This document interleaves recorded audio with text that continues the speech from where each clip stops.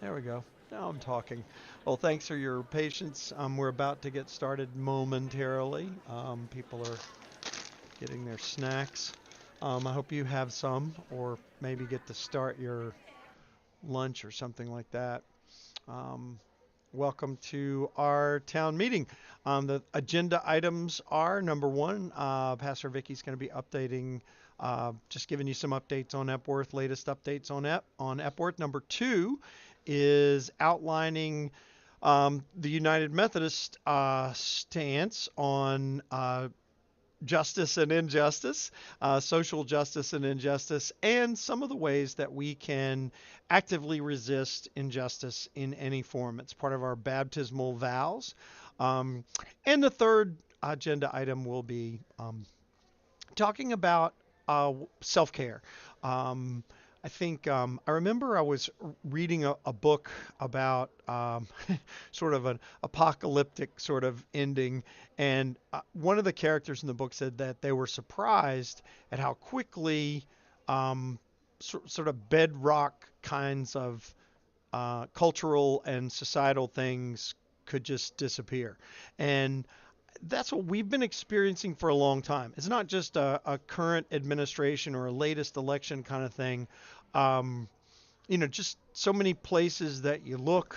The iPhone, which was the first wearable computer, was introduced in 2007, I think, and sort of has turned the world upside down ever since. You think about seeing a bunch of kids gathered together and none of them talking to each other, all of them engaged with that little machine. And it's not just kids, adults do it too. Now, again, we're talking about something that was introduced almost 20 years ago, so 18 years ago. So we're not talking about recent history even.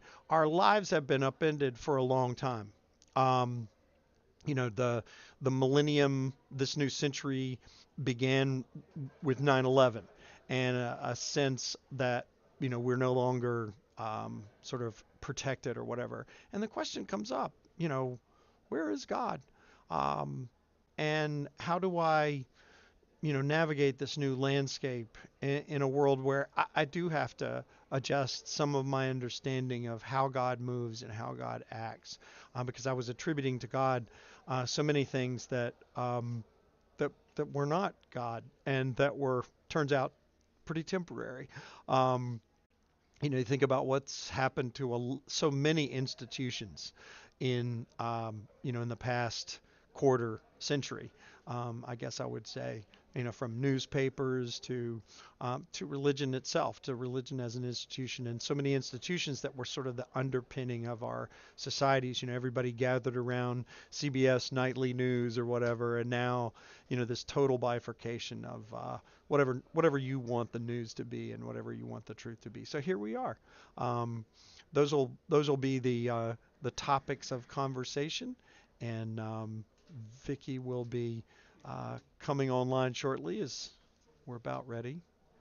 So we'll turn you over there, and as I said, I'll see about getting the PowerPoint slides up here too, so we don't have to go back and forth. They'll be seeing them all, or maybe we'll put them in a little inset screen. We'll see how that works, um, so uh, that you can get to see both. Um, so God be with you, and we'll be back shortly as our town hall meeting starts. I see we've got 8 of us, 9 including me, gathered here. Thanks for your comment, Jennifer. Any other comments that you've got? I don't know about how we're going to do questions, but you can always ask a question, and I'll do a question, and I'll pass that along. Yeah, so here comes Vicky. Yeah, we're ready. Is Vicky's mic on? Yeah, here, I'm going to check Vicky's mic. So I'll be back in a sec. Is my mic? Oh, yes, I am definitely on. Wonderful, thank you. Hopefully it'll stay on this time. So welcome to the town hall meeting. I'm glad that you all stayed. It is being live streamed, so it'll be available online afterwards if you can't stay for the whole time or if you want to see. I'm also going to have Bo post the PowerPoint online as well so that you can have access to all of that. So today we're going to talk about a couple of things. We're going to talk about just a church update, kind of where we are, some things that maybe you've heard, and then we're going to talk about resisting. So your baptismal vow says that you accept the freedom and the power to resist evil, injustice, and oppression in whatever forms they present themselves. So it's important that we know it's not resistance against a person, it's resistance against a policy and policies that are unjust. I love this sense, though, of making sure that we have a vision of what we want it to look like. Calvin Coolidge said, "Little progress can be made by merely attempting to repress what is evil. Our greatest hope lies in developing what is good." So I think that's really important for us because part of our strategy is to live as we want it to be, right? So we live into those relationships, those just relationships, those ways of caring for one another, so that when the injustice begins to break down, we can show them what the alternative looks like. So if you'll go to the next slide, please. I don't know if I have a clicker. So here's the agenda. The last thing we're going to talk about after the resistance is self-care, because I know a lot of people are really struggling with anxiety over just the enormity of everything that's going on. And so we're going to talk a little bit about self-care. Next slide, please. Church updates. Next slide. So wanted to give you a brief financial update. This is also online, but this just kind of gives you a sense of where we are. So in January, one of the things I want to invite you to check is if you give periodically through Servant Keeper, but it's on a repetitive gift, check it. Because Bo and I give weekly, and it stopped on December 31st, even though we put a stop date of June 30th. So it just stopped. And I didn't realize it until I was going through my statements, and I was like, where is Epworth? So just check that, because I have a feeling that is a little bit why our income is down in January. Our income was only $52,900. Our expenses were $69,300, but the good thing is that we have the money to cover it. Our budget for giving was $81,000 in January, although one of the things we're going to try to do in the future is right now we take our income that we anticipate and we simply divide it by 12.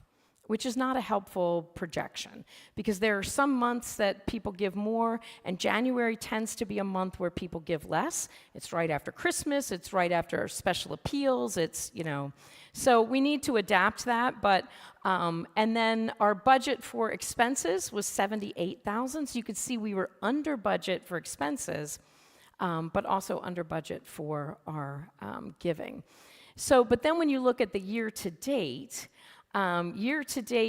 is income is $1,153,000, and our expenses are $527,000. Now, you remember that $500,000 was a gift that was given to us. So if you kind of back that out, then you see we're really kind of right on track of where we should be. We're a little bit, under. So that's all good news. I mean, you all are continuing to support the mission and the vision that Epworth has, and we are so grateful for everyone who gives to this wonderful, wonderful church. So just wanted to give you, and this is already on the website. If you'll go to the next slide, please. So you know that we had a special gift. Someone sold their home in Lewis and gave us $500,000 from the proceeds. The governing board and finance team got together and decided that we would do a couple of things with it. First, we wanted to tithe it to our legacy fund. Our legacy fund is our endowment. So it's a long-term, we get a little bit of money every year. David's here, like about $10,000? Well, it's 5% of whatever their income is.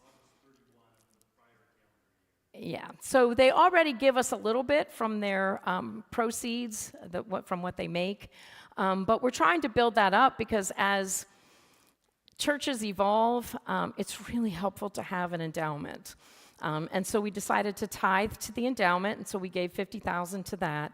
And then we still had a roof loan. I don't know how many people knew that, didn't know that. The balance on the roof loan was a little over $130,000. And so, although we paid a month's more on it so we wouldn't have to pay a fee for paying it off early. And so we took $130,000 of that to pay off the roof loan. So that means that we won't have really debt anymore, which is fabulous. That'll free up about $2,500 a month, roughly. So yes, I see Bob and Dave giving me the, yeah, that's about it, for our budget. So think about that. Roughly $2,500 a month for us to dream about what we want to do. Some kind of outreach, some sort of ministry that's ongoing. So that will give us money then to do more that we feel like we're called to do. And then the remainder is $320,000. And ironically, this is how God works. We had started a capital expenditure team to figure out what needed to be done to the building. The building is getting older. As you know, we've replaced the roof, we've replaced the HVAC system in the past 5 years since I've been here. And you notice that, some of the tiles, John tries to replace the ones he can, but there are issues with the tiles. Our soundboard has failed.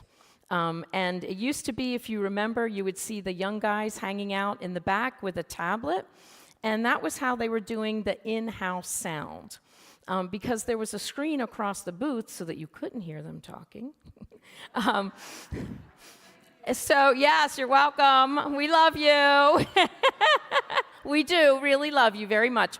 Because what they're talking about, is what they're doing. They're, one of the things I heard when I was at the Board of Ordained Ministry a couple weeks ago was someone said that we have the best live stream of anyone in the conference, in our conference or in Baltimore, Washington. And why is that? It's because we don't just set up a camera that just in the back. So our camera operators are getting individual close-up shots of the choir, of the praise team, of the preacher, the scripture reader, and that takes coordination.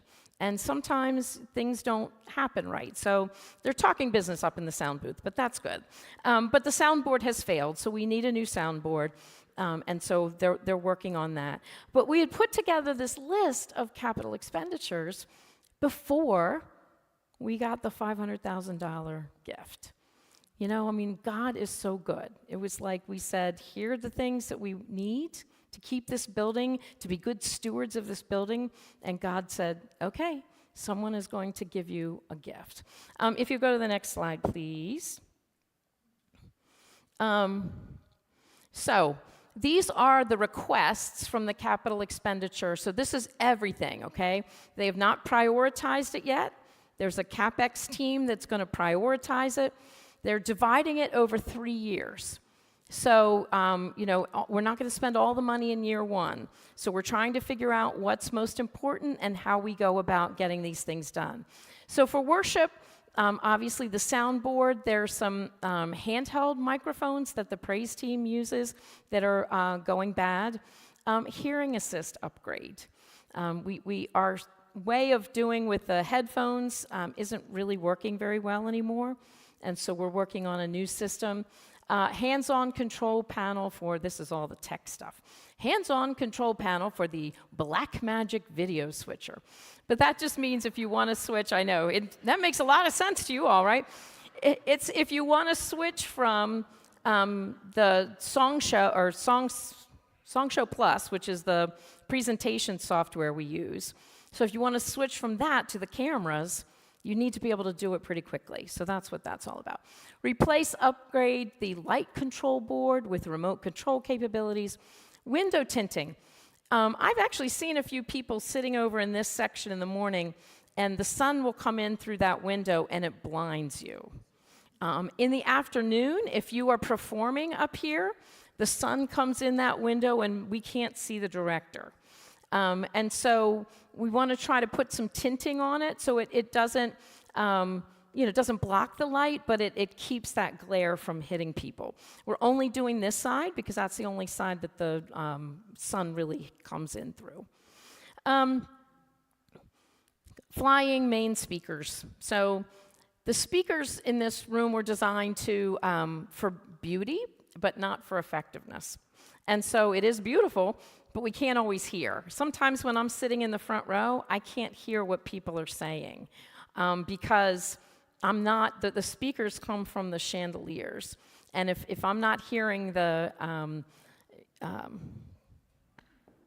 monitor, thank you. If I'm not hearing the monitor, then I can't always hear in that front row. So next slide, please. So yes, building. One of the things that we have to do, which isn't really a sexy thing, but we have to do it or it'll fall down, is our steeple. Our steeple needs to be repaired. And so that's one of the things for the building. General concrete repairs on the sidewalks, the gutters. They want to create a walkway that will connect the existing sidewalks, restriping the parking lot, the sanctuary ceiling repair, and split rail fence near the new bike path. People are afraid that if cars are parking on the grass, they'll just pull through. So they're going to put a split rail fence there, and then updating our key fobs for our doors. So again, these are just, I know, they're not real sexy, but they're things that have to be done. And then the kitchen. Yeah, thank you, Mike. We can tell we've got some food people here. Dishwasher, gas range, convection oven, and 2 industrial freezers, or refrigerators. And I'm going to say this is kind of a separate aside. We have a huge walk-in that was donated to us years ago, and it's failing. And so we're actually going to apply to the Lewis Rehoboth area of congregations to get a grant to replace that walk-in. And we believe that we can get a grant because Epworth feeds all of the ministries that they support. We feed La Esperanza, we give food to CRC, we give food to a lot of the different organizations. And so we're hoping that will work. But that's why that's not part of this list. Let's see. So other church updates. These are just some things. We hired a bookkeeper to do part-time work, and they will begin April 14th. So one of the things when we hired Tammy, who is our office manager, she was just supposed to be an office manager, and then Darlene retired, and so then that made her the office manager, the finance manager, and the bookkeeper. And it was just too much for one person to do kind of 3 jobs. And so we are really grateful to Brian Warner. He runs the camera. He's one of our camera operators, and he's going to be our bookkeeper. So we're very, very excited about that. Yes, wanted to give you just a brief update on annual conference. This year we're going to be voting on. So annual conference, as you recall, is all churches in the Peninsula Delaware Conference, which is Delaware and the Eastern Shore of Maryland. We get together in Ocean City, and we're going to be voting on regionalization, why this matters to us. So even though we removed language, the prohibitory language for LGBTQ at the last general conference, so now we can marry and LGBTQ people can be ordained, which is just fabulous. And yet, right now, when we grew from a United States church that has presence overseas, but they always voted on our book of discipline, but they could adapt it in their context. We could not adapt it. And so what regionalization is going to do is create 5 regions that will have a common book of discipline that all of us have to follow, which is mostly just our theology and some of our practices. But then each region will be able to adapt their portion of the book of discipline to their context. So I like to explain it as we're going from a U.S. church with a global presence to a global church with a U.S. presence. And we will be one of 5 regions. That will allow us to then even go further if we want to. You know, it will allow us to adapt some of the social principles in different ways. For example, one of the social principles is plastics. And they talk about not wanting to use plastic bottles. Well, I got to tell you, if you're in the Democratic Republic of Congo, where I have been, if you don't have plastic bottles of water, you don't drink the water. And so how fair is it for us to say you can't have plastic bottles of water when so many places in the world don't have fresh water? And so we could adapt it then and say, we really don't, you know, we really want to encourage multi-use, items. Whereas then we don't have to say no plastic bottles. The other places can adapt it. Can you go back to the slide before this, please? I think there were a few other quick things. Yes. We're having coffee conversations at the end of every month. And what that means is that the last Sunday of the month, we're gathering for fellowship over in the fellowship hall around round tables. And there are questions for people to have conversation about. We did the first one. We had about 25 to 30 people participate in person and another maybe 10 online. It's just a great way to get to know people in the congregation. It doesn't cost you a lot, but you sit there and enjoy conversation. You get to know things about them that you didn't know before. And so we're doing those, and we invite you to continue to participate. And then we wanted to just give you 3 quick upcoming events. We are having the Easter egg hunt. We are this year doing the sunrise service again. I see some people, yay! And so we didn't do it last year. We didn't have music support. Doug has graciously agreed to provide music support, so we are going to do the sunrise service again. And then on May 3rd, we're having a plant sale, which is one of our big, it's going to be one of our big fundraisers. And so all fundraisers go back into the general fund for supporting ministry. So, okay, next slide, please. What I want us to look at now is how we boldly speak truth to power from within our United Methodist faith tradition. Next slide. Many of you don't know, so this is a great quote from Michelle Obama. Don't ever underestimate the importance you can have, because history has shown us that courage can be contagious and hope can take a life of its own. So I love that sense of, being contagious. Wanted to give you a brief introduction to the United Methodist Church. We have always been a church that practices social justice, always. So this is not something new. A lot of people don't know it, but it's been from our founding. So next slide. Our founder, John Wesley, really was anti-slavery, which was radical in his time.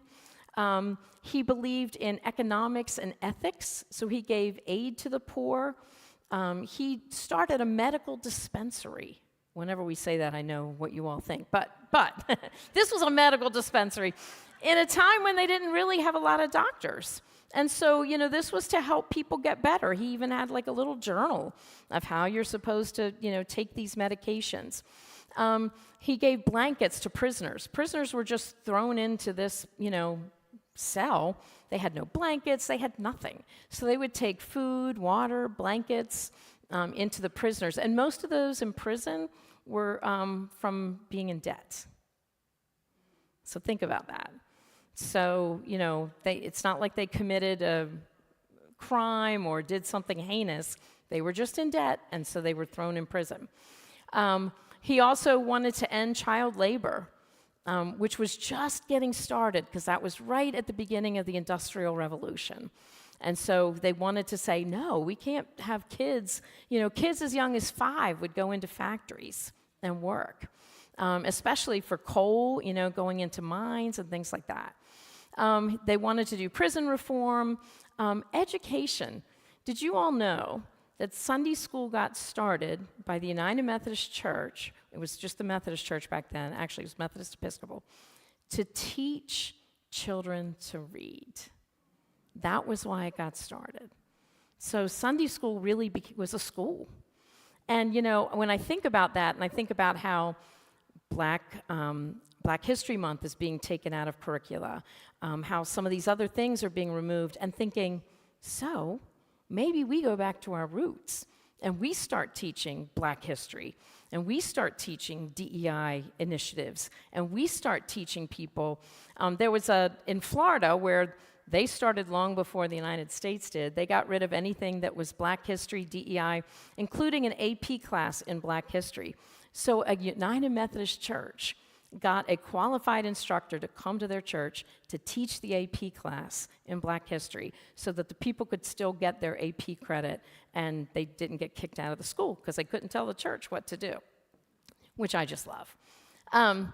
So John Wesley was an amazing organizer, and one of the reasons that he put people into small groups was because they could not only help each other in their faith journey, but in how they were living it out.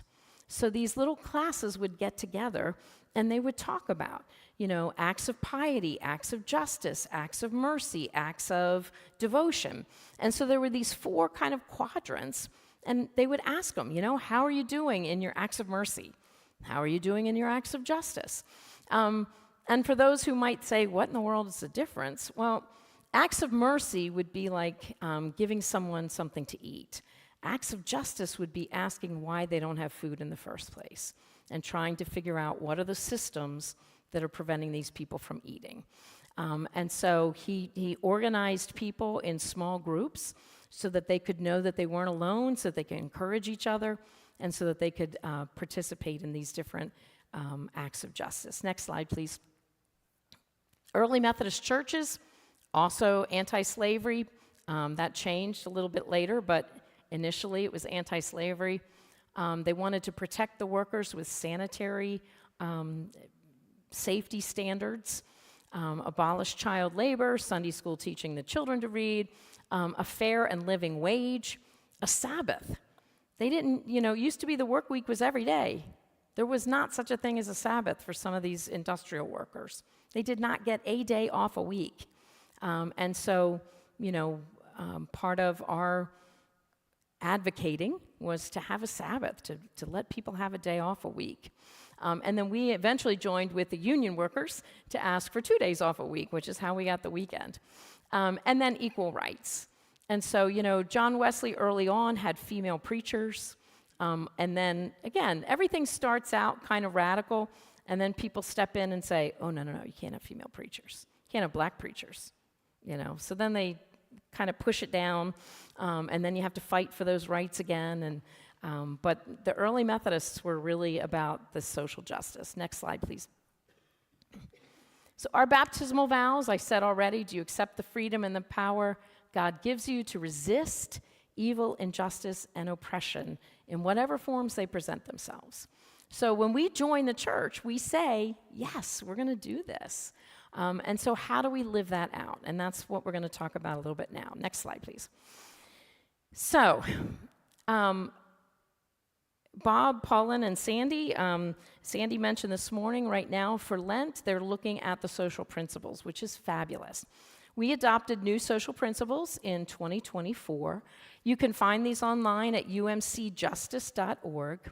And these are some of the categories that they have. They have creation care, which is both climate change, it's trying to limit our dependence on fossil fuels, it's sustainable practices, it's food justice, it's science and traditional wisdom. Recognizing that we can learn from native wisdom, we can learn from science, and we can learn from scripture. It's not, against each other.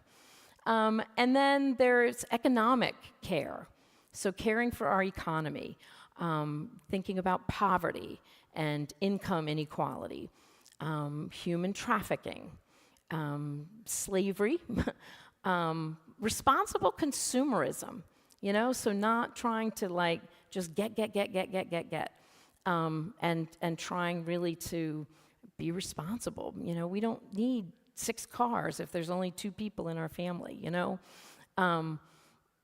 which I still struggle with because we have 2 cars because we're going different places at different times.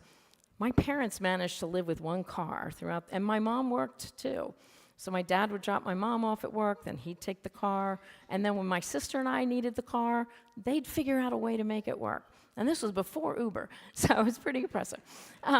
Sabbath, again, and corporate responsibility. So again, recognizing corporations have a responsibility. They can't just say, oh, it's not me, not us. They have a responsibility to participate in a healthy society. Social community care, I love how they include families and single people. They include sexuality, marriage, polygamy, divorce, substance abuse, gambling, bullying, gender identity or gender equality and diversity, pornography, reproductive health and abortion, racism, sexual harassment, abuse, and assault. So, you can go to these social principles, and I mean, it's pretty, there's some good pages. That's why I didn't print them all out for you. But you can go and you can look at them at that umcjustice.org, and you can see what the United Methodist Church stands for on those different topics. Next one, please. Then there's also political care, and this is broken into both government responsibilities and basic rights. And so again, we recognize that the government has responsibility to society. The government can't just say it's not our job. The government has responsibility. That includes things like church and government. It also includes things like civil disobedience, restorative justice. We're against the death penalty.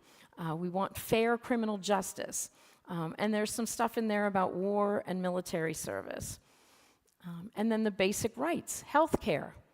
One of the things that gets argued is health care is not a right. Really? We, as United Methodists, believe that health care is a right. Children and young people, elder care. Look at this. This is, I think, really important. Women and girls and boys and men. So one of my theories about why the current reality is as it is because I think that there is no healthy alternative to toxic masculinity. And so I think as a church, if we presented a healthy masculinity, a healthy way of being a boy, that would really go really far in recognizing that, no, they don't get everything, but they still have value, And so I think, this is important for us to pay attention to. Indigenous communities, migrants and immigrants, refugees, people with disabilities, sexual orientation, gender identities, and religious minorities.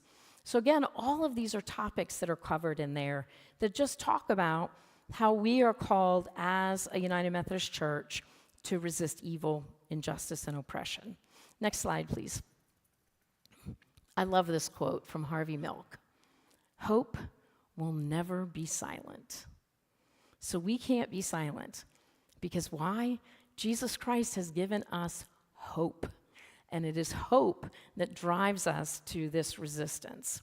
Next slide, please. So I wanted to tell you a story about resistance.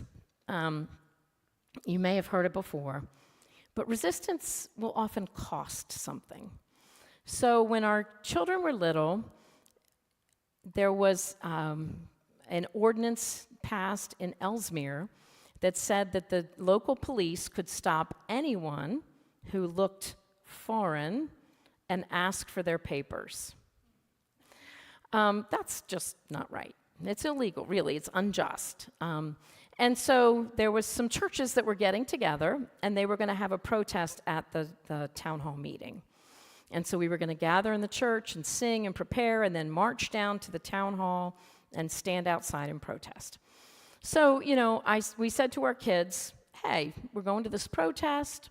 Would you like for us to find a sitter, or do you want to come with us? Oh, no, we want to come. Okay, awesome.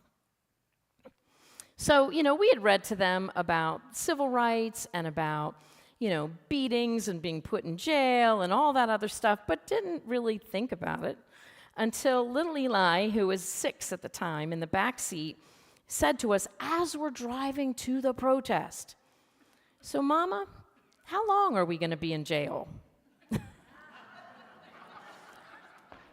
I got to tell you, I love that because, he thought, A, if we're doing a protest, we're going to be jailed. B, I want to be a part of it. And C, I trust my parents enough that I'm not going to be hurt, but I want to be there. So just how long? And we were like, oh my gosh, honey, I don't think we're going to be arrested at this protest.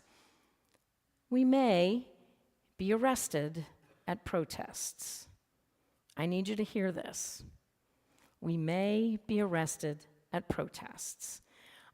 There have already been executive orders coming out that won't allow campuses to hold protests, and I guarantee you there will be arrests because young people are going to protest. My daughter has become quite the social justice warrior, and I'm very proud of her in doing that. And so there are going to be protests. We need to be prepared. We may be arrested, but we won't be alone. And so one of the things we need to do is remind each other that if we go to a protest, we need to tell someone we're going to the protest. So if they get a call that says, can you come bail me out? Someone can come and get us, right? It's also important not to resist. If they attempt to arrest you, do not resist. I've got some great stuff. I didn't think we had time to go into it today, but from Gandhi that talks about ways for nonviolent resistance. And he says, if they arrest you, go with them. If they try to take your property, give it to them. That's part of the nonviolent resistance, right? Because the more you resist, then the more they're going to start beating and doing other things that aren't healthy. But I just need us to be aware. It may cost us.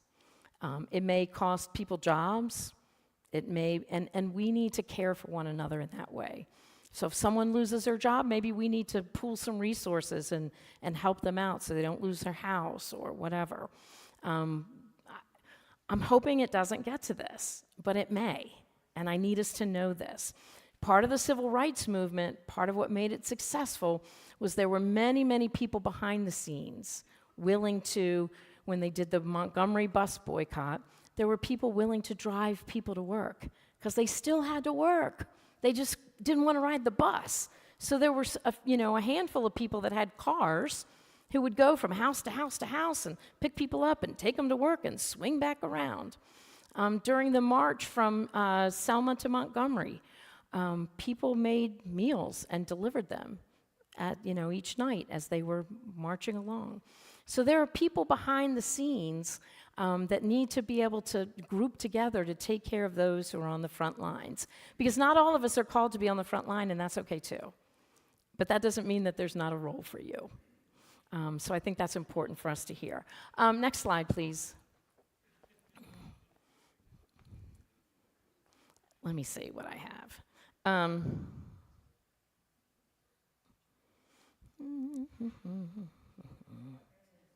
Oh, there we go. So I wanted to give you some resources to help you. So these are some amazing websites that have tons of information on them. The General Commission on Religion and Race is just what it sounds like. We call it familiarly GCOR, and it's gcorr.org. There's all kinds of stuff on there about DEI, about racism, about how to work towards being an anti-racist. The Commission on the Status and Role of Women, we call it COSRO, COSRO.org. Again, they have all sorts of statistics on women and how women are doing across the world, but also in the United States. And then the General Board of Church and Society, which is really, again, an important one because this is the one that really focuses on advocacy and justice. And that's umcjustice.org. But then there are local organizations. And so part of organizing to resist is building relationships. And so it wasn't just Dr. Martin Luther King who organized all these things. There was the Student Nonviolent Action Committee. There was the NAACP. There were just local organizations that would, help organize. So it's really important that we connect with other people. Not only will it make our protests stronger, but we also get to hear firsthand, like, most of us are in places of privilege, and as people who are not people of color, and so or look like an immigrant, and so it's important that we make those connections. I've got several handouts that I'm going to put in the back when you all leave. One is the Southern Delaware Alliance for Racial Justice. If you haven't, take a moment and join it. They're an amazing organization. They do these things called, used to be called Dialogue to Action. Now I think it's called Dialogue to End Racism. Yes. But it's a group that meets for like 6 to 8 weeks. And, it's a facilitated dialogue, and it's really helpful to hear some of the stories.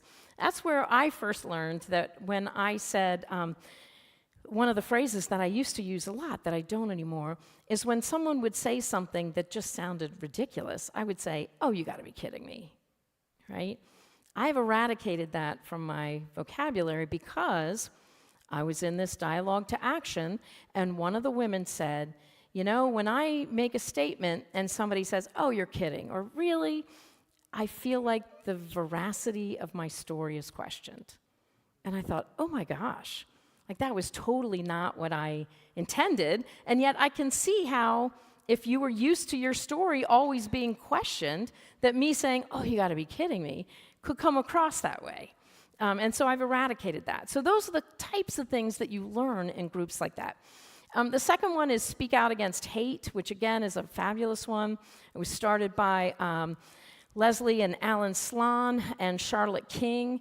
The Slans are Jewish, and they had an incident in their yard, and they decided that they would use some effort. So they had menorahs in their yard that were knocked down, and then some, I guess they opened their paper to all of the Jewish people who were dead, as if to say, this is where you're going. So they decided to start an organization that speaks out against hate. So they're trying to teach students anti-bullying. They're doing all sorts of great work. The ACLU is another wonderful organization to join. The Delaware ACLU executive director came down to the march we did in, when was that? January, Joy? And was very, very helpful. And they have a lot of resources. Indivisible is another one that is a helpful organization to just be familiar with. Next slide, please. Apps. This is the day of apps, right? Everything is about an app. If you don't get any other app than this one, 5 Calls is worth it. Download 5 Calls. What it does, you put in your zip code, it tells you who your representatives are, it gives you their exact phone numbers, and it tells you what are the current issues that they are going to be addressing. It's fabulous. It really, really is good.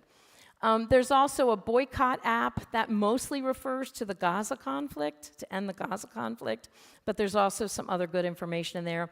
Buy Black is another good one. So I have one of my acts of justice and Lenten practices is Bo and I ended our Amazon Prime membership, and we're not getting anything from Amazon anymore. The final straw was when Jeff Bezos said that the Washington Post would not be publishing any anti-Trump opinion pieces or editorials. And, I just thought, okay, we already ditched Washington Post, but now we're ditching Amazon. The really cool thing is it's forcing us to buy local. And that's a good thing because we're investing in our community, right? So Buy Black is another one of those apps that will tell you, you put in your zip code, and it'll tell you what businesses are owned by African Americans. And so again, it's just helping support. There's another one, and I don't remember the name of it. It's and there's also a flyer that comes out with the Cape Gazette that has all of the Hispanic-owned businesses. And that's another really good one to use, especially in these days when they're, afraid, rightfully so. ACLU has a mobile justice app, which again is really good. This one I thought was interesting, Signal. Signal encrypts messages. Again, I'm hoping we don't need to come to that, but if we're at a rally and we don't want people to know what we're saying to each other, Signal will encrypt all of your texts. Again, hoping it doesn't come to that, but it's good to know. Countable is another one, so that you can get a sense of, who is where, what protests are going on, and that's just another good app. Scriptures, you'll definitely want to, go to the next slide, please. These are Old Testament or Hebrew Bible scriptures. These are ones that, what I would say to you is read through these and pick one that resonates with you and memorize it. Memorize the gist. You don't have to have it word for word, but memorize the gist of it, right? And then what you can do is when somebody comes and says, well, Jesus doesn't say any, or, the Bible doesn't say anything about that, you can say, well, actually, it does. It says that we're supposed to seek the justice of the people around us. It says that, we're supposed to let justice roll down like waters. It says that we're supposed to seek the good of the community around us. So those are all the Hebrew Bible scriptures. And if you go to the next slide, please. The next slide is all the New Testament ones.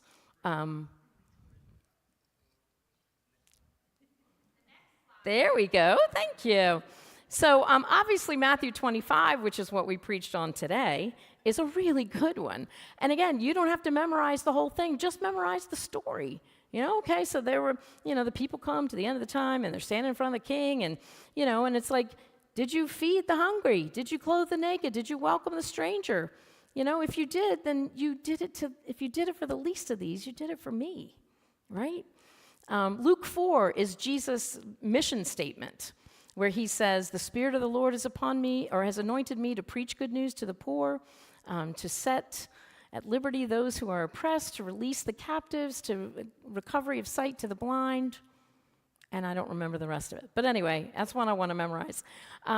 Because, if we're supposed to be followers of Jesus, we're supposed to be doing what he's doing. And that's a really good one. Matthew 7:12, Matthew 5 through 7 is the Sermon on the Mount. Read the Sermon on the Mount, because that will show you all about justice and about Jesus' definition of justice. There's Acts, there's Philippians, there's the First Timothy one is interesting because it invites you to pray for those who are in charge, even if they're ungodly. I know, it's hard. It's not an easy thing to do. I get it. However, if we're praying for our enemies, we strengthen our ability to love and to protest in love. So one of Gandhi's rules is that you're not supposed to curse. You're not supposed to call the person names. You're supposed to lift up, the injustice and then its opposite, what the justice would look like. You are not, sweetheart. You are not. I get it. It is very, very hard. I totally get it. And yet I do think that, I think you could pray the prayer that Jesus prayed on the cross. Because some people argue that Jesus prayed, Father, forgive them, because they don't know what they're doing, which is a good prayer.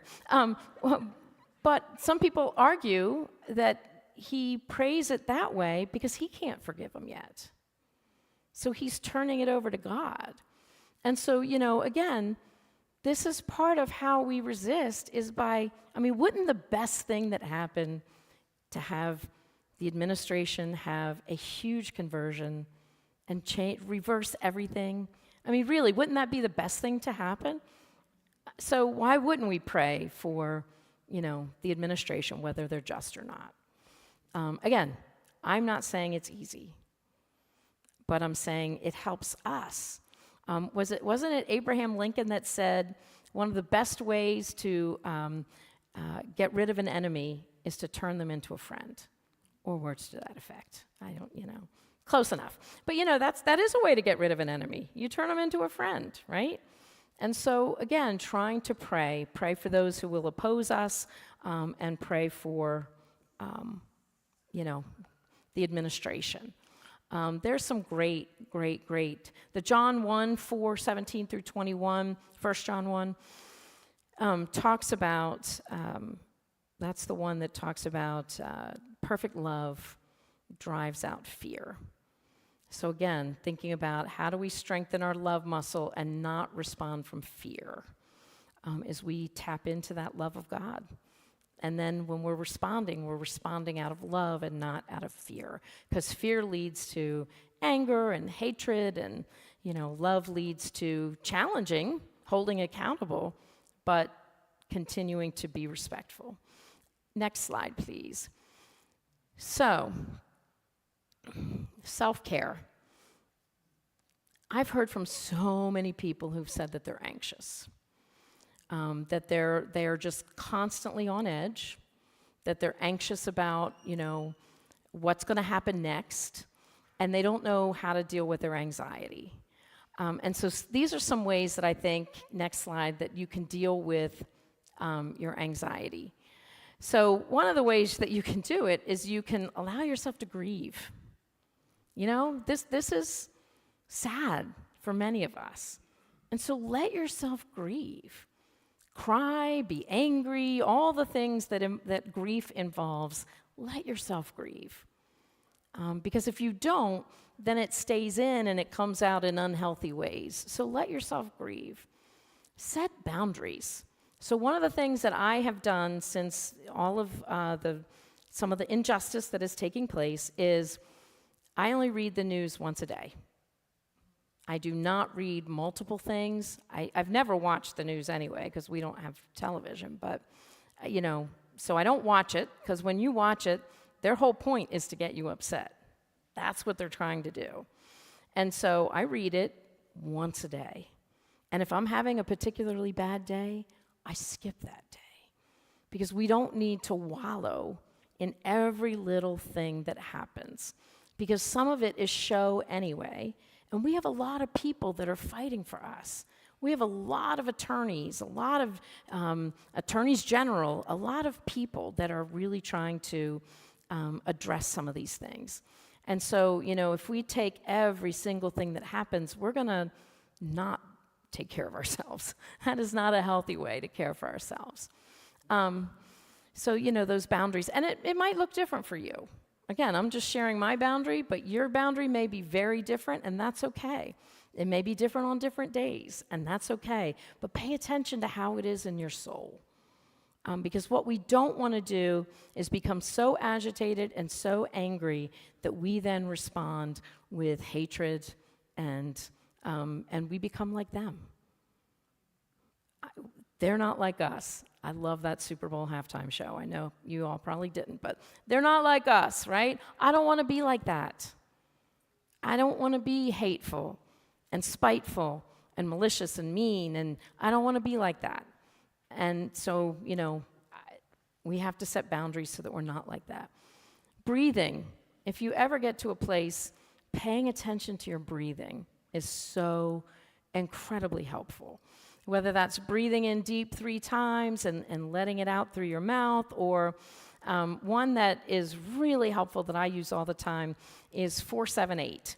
So you breathe in for 4 counts, you hold it for 7 counts, and you breathe out for 8 counts. It slows your heart rate down so quickly, and it just puts you at ease. So just breathe. And I know that sounds simple, but it really is a powerful reminder. Because what it does is it moves your brain activity from your amygdala, the fight, flight, or freeze, back in your limbic brain, up to your prefrontal cortex where you make better decisions. So slowing your heart rate down shifts that activity so that you can be more loving. Meditate is another wonderful thing. If you pick 1 or 2 of those scripture verses, meditate on those every day. Just say them over and over like a mantra, because then it becomes a part of your soul. And, you start to say it, and it's like, oh, yeah, that's where I am. I'm grounded in that. Connect with others. Again, one of the reasons wanted to have this is so that you all could look around, see who's here. We can, we will be talking more about ways to organize, but it's really important that we try to take care of each other. And Philippians 4:6, does that really say 6 to 6? It really does say 6 to 6. Oh, well.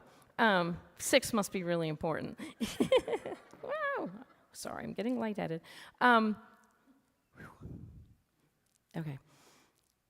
Be glad in the Lord always. Gratitude. Again, such a wonderful practice. Again, I say, be glad. Let your gentleness show in your treatment of all people. The Lord is near. Don't be anxious about anything. Rather, bring up all your requests to God in your prayers and petitions, along with giving thanks. Then the peace of God that exceeds all understanding will keep your hearts and minds safe in Christ Jesus. Is there a better passage than that for times like this? Don't be anxious about anything. And then I've really got to commend to you the serenity prayer, because there's so much that we can't control right now. And we have to make peace with what we can't control. And we have to have the courage to do the things that we can do. So it's a both and. So it's that discernment, it's that wisdom, it's that sense of how do we allow ourselves that space to take care of ourselves and get strengthened for the journey. We can't do it if we're going constantly. We have to stop and rest. We have to take care of ourselves. But when we do, we can resist evil and injustice and oppression. So I wanted to open it up for questions and also other resources that you all would like to suggest to the group. And then we'll, yes, ma'am, Kathy. So, LRAC. Mm-hmm. For strength in numbers. Mm-hmm. Have we thought about combining forces with the warriors at UU, the Catholic Church that has about 1 billion people up on the highway, and find out what they're doing and how we can participate if they're taking placards to Dover or standing at Midway with signs. I'm going to do that when it gets warmer, but it's too cold. But have you and our leadership LRAC has not sent around things like that. I think they could. Mostly, I've been really networking with the Southern Delaware Alliance for Racial Justice, with the SOA, and with the ACLU here in this area. But I mean, certainly, the other people that I would really like to connect with is La Esperanza in Georgetown. Because again, I feel like the immigrants are the ones who are suffering, and we need to hear what they need. You know, we can't just assume that, oh, this is what they need, and we'll give them this. We need to hear what they need, and how we can be helpful in those types of situations. You know, one of the promises was that they would only go after immigrants with criminal records, and we already know that that's not true. And so how do we help those immigrants? How do we keep them safe? And so, for me, they're the next group that I really want to connect with. But yes, connecting with all different kinds of groups is really, really helpful.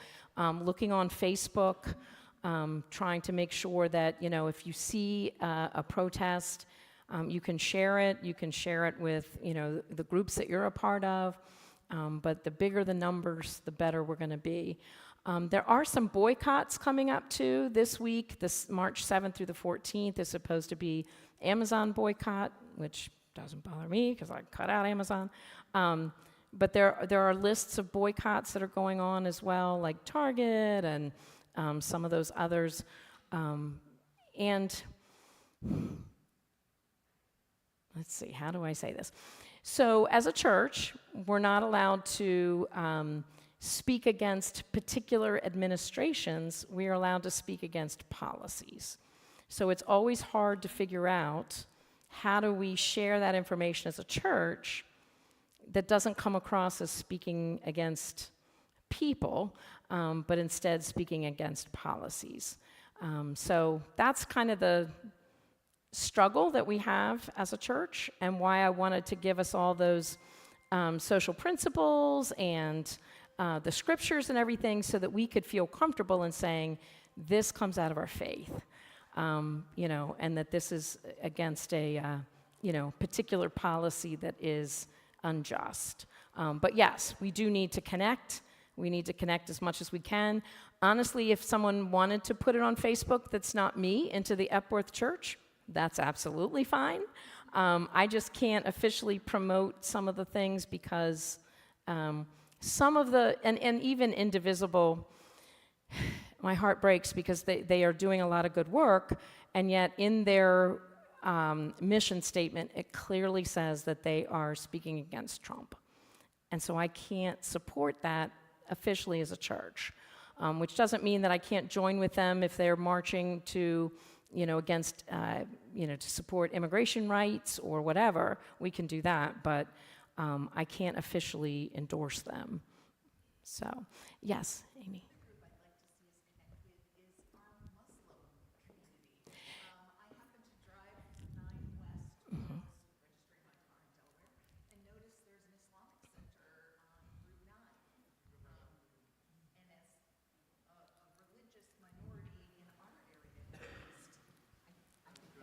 Yes, and so for a long time we participated in a multi-faith group that included Christian groups and the synagogue and the Muslim group from Dover.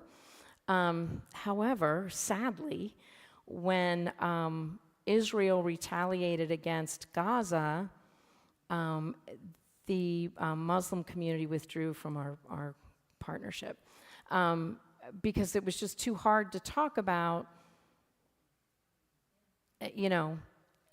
Israel versus Jewish people of the, Israeli faith, versus Gaza, which has been under attack for years and years and years and years, decades. So I 100% agree. Right now, we don't have an avenue to do that, but that doesn't mean that we can't establish those relationships again. And I absolutely think that there is a lot of fear that Muslims have. Just, again, they're a minority population, not only minority religious, but many of them are from foreign countries originally, or just ethnicities, And so that does make them especially vulnerable. So.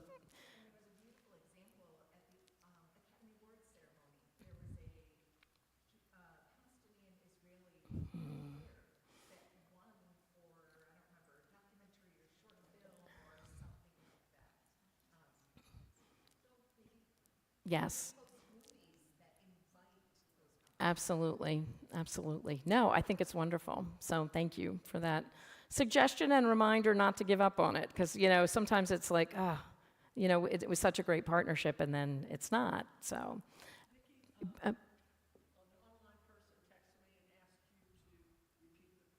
Oh, sure.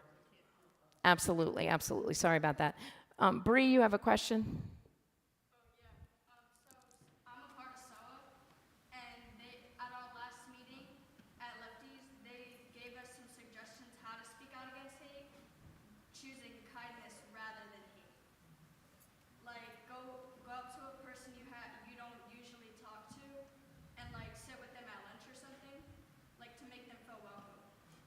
Awesome, yeah. So Bree was saying that she's part of Speak Out Against Hate, which I love, Bree. Well done. Awesome. That is so great. And at their last meeting, they talked about the ways to speak out against hate is with kindness and going up to someone and sitting with them at lunchtime, or, starting a conversation for those of us as adults who don't go to a lunchroom anymore. But, having those kinds of conversations. And I look at that in some ways as like preventative, because when you have that relationship, they're a lot less likely to bully you than if they don't know who you are and they make assumptions, right? So that's awesome. Thank you for sharing that piece. And I do have some flyers for both SOA and for Southern Delaware Alliance for Racial Justice. And I have some flyers that have QR codes for the various organizations, United Methodist organizations that I listed. So those will be in the back as well. Catherine, you're just exercising your wrist. Yes, I'm sorry. She had a broken arm and she's exercising it. Someone else have a comment? Yes, Michelle. The person who cleans for my home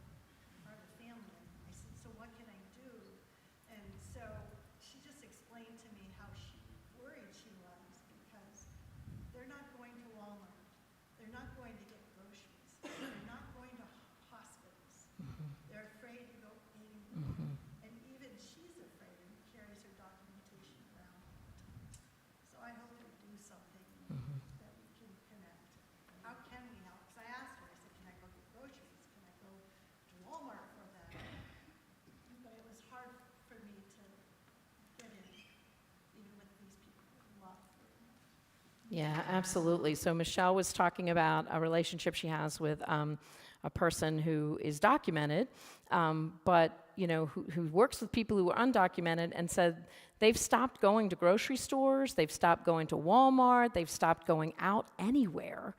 And we have noticed that with our food ministry. I wish Mike Tyler were still here.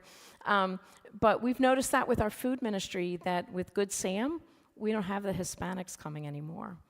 And so one of the things that we've done, the food team has reached out to our partners, La Esperanza, La Red, some of the other partners that we have, and said, how can we get food to you?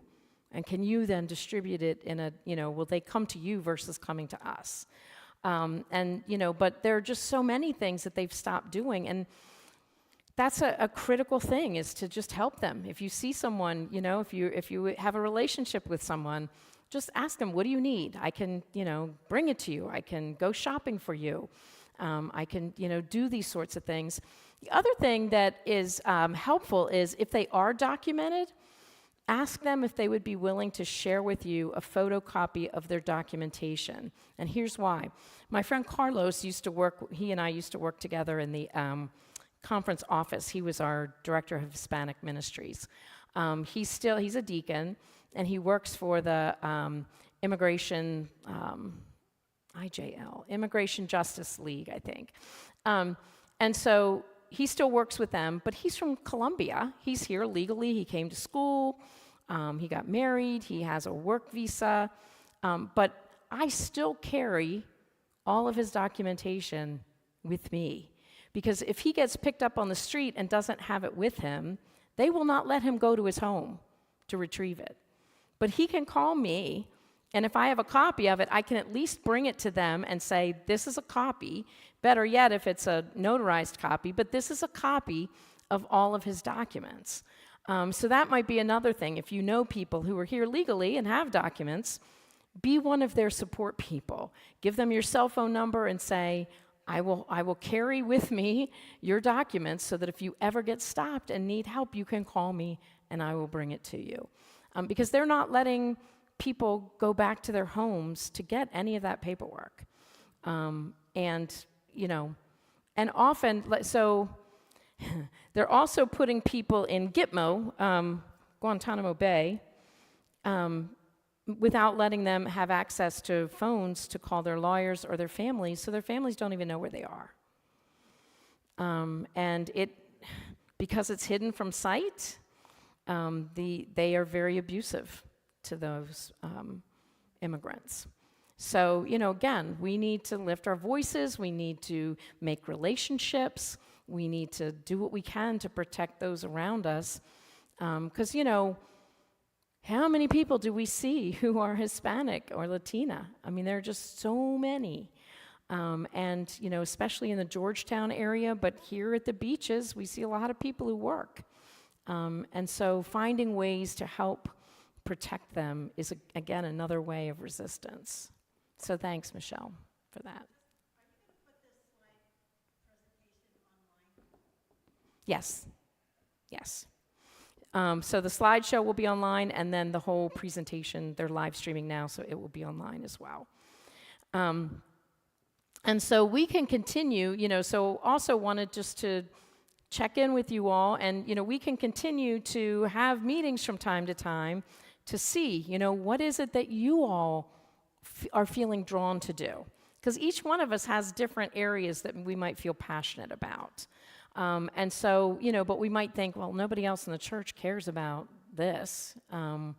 Obviously we care about transgender, because that's just part of who we are. And, we care about feeding people. So, but, there might be some things that you all think, oh, I really want to get us around this. That we could then, again, as long as it's directed towards policy, we can announce that. If it's directed towards a person, maybe not so much. Kathy? It's my understanding that we have a social justice committee in-house. Yes. Can you talk about their mission, and do they need more bodies or help? Yes. So before COVID, we had a very robust social justice committee. And then COVID hit, and it was one of the ones that I could not get started again. And so we now have a new leader, Judy Stout, who has organized people. Kim Whitmer is also helping with that group, as are others. If you know, the last 2 Sundays, they took a survey about what your interests are and, where you feel called. They are gathering, I think, on, somebody just texted me, Thursdays at 1 o'clock here, and in the Baker Lounge. And they're talking about, what they can do, how to organize us, how to get things going. It includes things like FIRE, which is the Faithfully Including and Reconciling Everyone. So that's our LGBTQ advocacy. It includes Moms Demand Action, which is our gun legislation advocacy. But it also is including our multi-faith, so trying to reconnect again with the synagogue and making sure that, we're helping them. So yes, they absolutely are getting together. They're still working, but they're making progress. They want to report to us what they have done. They also want to organize a prayer vigil that we would then communicate to a lot of people. And so that, I think, is coming up in May, they were talking about. So that's going to be their topic of conversation this week. Let's see, Bo just sent me. Jennifer wants to know if there's a possibility that ICE might come to Epworth. So we've been going back and forth about this.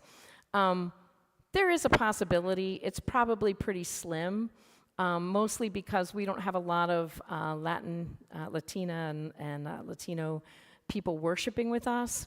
But I do believe that that's why our neighbors of that ethnicity have stopped coming to get food, because they were afraid.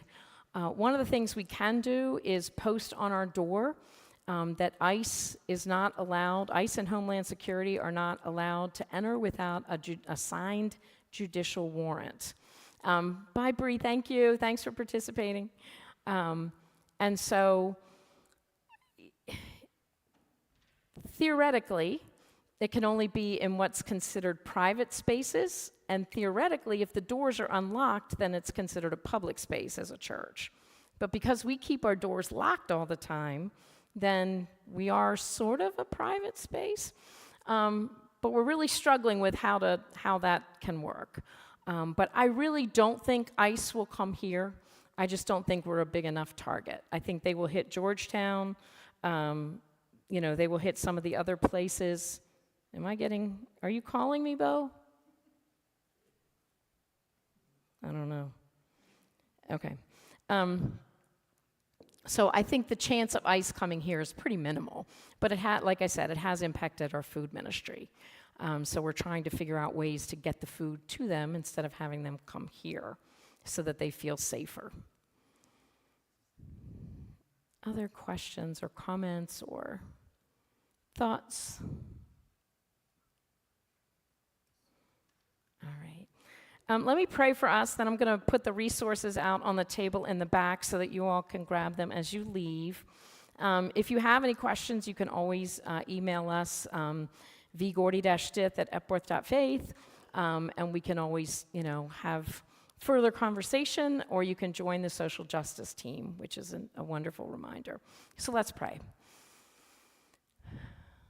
God of justice and peace, God of grace and love, we confess to you that sometimes we have a hard time holding the justice and the love together. Because when we see injustice, it angers us. And I can't even begin to imagine how it must break your heart as well. And yet, because you are God, you love both parties in ways that we can't because we're human. And so you see the brokenness and the woundedness that's leading to these injustices. So we're just going to lift them up to you, because right now it's hard for us to pray for our enemies. But we're going to trust that you care about them too, and that you are already at work in their hearts to break their hearts open, to melt their hearts down, so that we can live in a more just society. God, I thank you for everyone who's here today and watching online. I pray that you would remind us that standing up for justice is exactly what Jesus did. He stood up for all of those who were outside of the religious organization, who said everyone is welcome. And that is what got him killed. And so we pray that as we stand up for justice, as we advocate for justice, we would be strengthened by your witness in Jesus. We would be empowered by your Holy Spirit, and we would be emboldened by the vision that you give us, where the wolf and the lamb will lie down together, and a little child will lead us. Help us keep that vision of a peaceable kingdom where all sorts of diversity can live together in front of us, so that we can offer a beautiful picture in place of the injustices that we see in our world today. And God, give us the grace to live that peaceable realm that you have offered to us, so that others see that vision in us. We pray trusting in your love and grace, in Jesus our Lord. Amen. Okay, I'm going to put the resources out.